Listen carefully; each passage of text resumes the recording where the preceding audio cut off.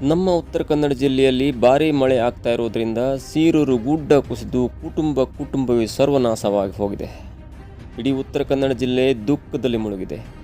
ನಮ್ಮ ಜನರ ಮನೆಗಳು ಬಿದ್ದು ಗುಡ್ಡ ಕುಸಿದು ಸಾವು ನೋವುಗಳಾಗಿ ಜನ ದುಃಖದಲ್ಲಿರುವಾಗ, ಮುಕ್ಕಾಲು ಭಾಗ ಊರುಗಳೆಲ್ಲ ನೀರಿನಲ್ಲಿ ಮುಳುಗಿರುವಾಗ ಮುಂದೇನಾಗುತ್ತೋ ಅನ್ನುತ್ತಾ ಜನ ಜೀವವನ್ನು ಕೈಯಲ್ಲಿ ಹಿಡಿದು ಅಳುತ್ತಾ ಕುಳಿತಿರೋ ಸಮಯದಲ್ಲಿ ಇವುಗಳಿಗೆ ಯಾಕೋ ಈ ಥರ ಹುಚ್ಚಾಟ. ತಮ್ಮ ನಾಯಕರನ್ನು ಮೆಚ್ಚಿಸುವ ಸಲುವಾಗಿ ನಮ್ಮ ಜನಗಳ ಕಣ್ಣೀರ ಮೇಲೆ ಪೆಂಡಲ್ ಹಾಕಿ ಎಷ್ಟು ಖುಷಿಯಾಗಿ ಸ್ವಾಗತವನ್ನು ಮಾಡ್ತಿದ್ದಾರೆ ನೋಡಿ. ಇವರೆಲ್ಲ ನಮ್ಮ ನಾಯಕರು. ಅವರು ಬರ್ತಾ ಇರುವುದು ಯಾವುದೋ ಸಭೆ ಸಮಾರಂಭಗಳಿಗಲ್ಲ, ಯಾವುದೋ ದೇವಸ್ಥಾನ ಮಸೀದಿ ಕಟ್ಟಡದ ಉದ್ಘಾಟನೆಗಲ್ಲ. ಅವರು ಬರ್ತಾ ಇರುವುದು ಸತ್ತವರ ಮನೆಗೆ ಸಾಂತ್ವನ ಹೇಳಲು. ಅವರು ಬರ್ತಾ ಇರುವುದು ಮನೆಗಳು ನೆಲಸಮ ಆಗಿರೋ ಜನಗಳ ಪರಿಸ್ಥಿತಿಯನ್ನು ನೋಡಲು. ಅವರು ಬರ್ತಾ ಇರೋದು ನೀರು ತುಂಬಿ ಉಸಿರಾಡಲು ಕಷ್ಟಪಡ್ತಿರೋ ನಮ್ಮ ಜನರ ಕಣ್ಣೀರ ಸ್ಥಿತಿಯನ್ನು ನೋಡಲು.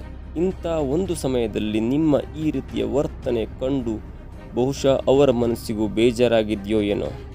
ತಮ್ಮ ನಾಯಕನ ಓಲೈಕೆಗಾಗಿ ಹೀಗೆ ನೋಡಿ, ಇವರುಗಳು ತಾಮುಂದು ಅನ್ನೋ ಥರ ಮೊದಲ ಪುಟದಲ್ಲಿಯೇ ಅಡ್ವರ್ಟೈಸ್ಮೆಂಟ್ ಹಾಕಿದ್ದಾರೆ. ಸಾಧ್ಯ ಆದರೆ ದಯವಿಟ್ಟು ನೊಂದ ಹೃದಯಗಳಿಗೆ ಧೈರ್ಯ ತುಂಬಿ ನಿಮ್ಮ ನಾಯಕನಿಗೆ ಜಿಲ್ಲೆಯ ಪರಿಸ್ಥಿತಿಯ ಬಗ್ಗೆ ಸರಿಯಾಗಿ ವಿವರಿಸಿ. IRB ಕರ್ಮಕಾಂಡದ ಬಗ್ಗೆ ತಿಳಿಸಿ. ನೌಕಾ ನೆಲೆಯಿಂದ ಆಗೋ ಕೃತಕ ನೆರೆ ಬಗ್ಗೆ ವಿವರಿಸಿ. ನಿಮ್ಮ ಈ ರೀತಿಯ ವರ್ತನೆಗೆ ನಮ್ಮ ಧಿಕ್ಕಾರ ಕೂಡ.